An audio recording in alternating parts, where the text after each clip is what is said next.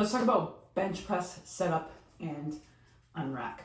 So everything up until the point that I'm going to talk you through is going to be pretty individualized. Everyone is going to have a different setup, a different flow in their setup. I, in one of my books, talk about a top-down versus bottom-up approach, like whether you set your feet first, you set your hands first. That is all going to be up to you. I'll walk you through what I do, just in case that helps you kind of build upon your own setup a bit more. If I have something that you maybe don't incorporate, that you incorporate and then things helped. I just want to kind of offer you as much information as I can so that you can go and take that and test it out as your own scientist. So for setups, I really take a top-down approach. I set my hands and then I set everything after that. So I'll lay back on the bench essentially, and I will get my hands into place. I like to stuff my hand or the bar right across the crease of my hand here, and then slowly wrap my fingers around.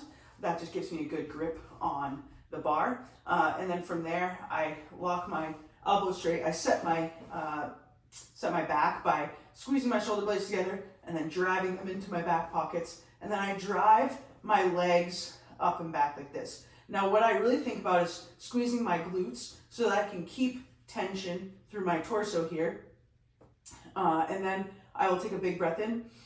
And then this is where it's not going to be as individualized. So now that I have my setup, my feet are set, my arms are set, my shoulders are set into the bench.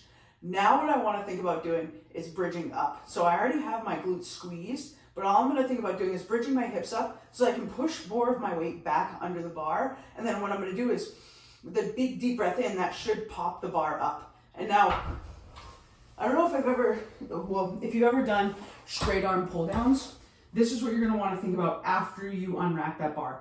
You're going to want to think about doing a straight arm pull down to pull your upper arms down towards your body.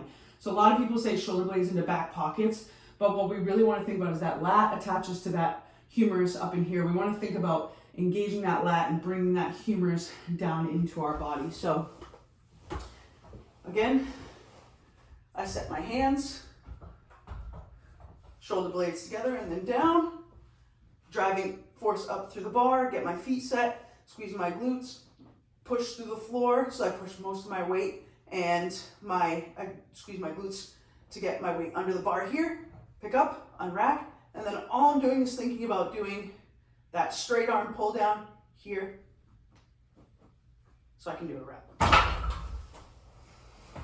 So it's really about bridging those glutes up so that you can use a lot of your leg musculature to support your upper body in pulling that over. What that does is it keeps your torso in a similar position so you don't lose your arch. By bridging your glutes up, you keep this similar arch throughout your unrack, and then what you do is it's a simple setting of your hips back down. I even take that part very slowly, and I literally just think about getting my hips or my butt to touch the bench as much as I can without letting it set down too far and losing my leg drive, or keeping it too far off the bench so that I'll be faulted for my butt coming up off the bench. But hope this helps. Bridge your hips up, lat pull down the bar down over your chest. You should feel that natural spot, and then you can begin to descend.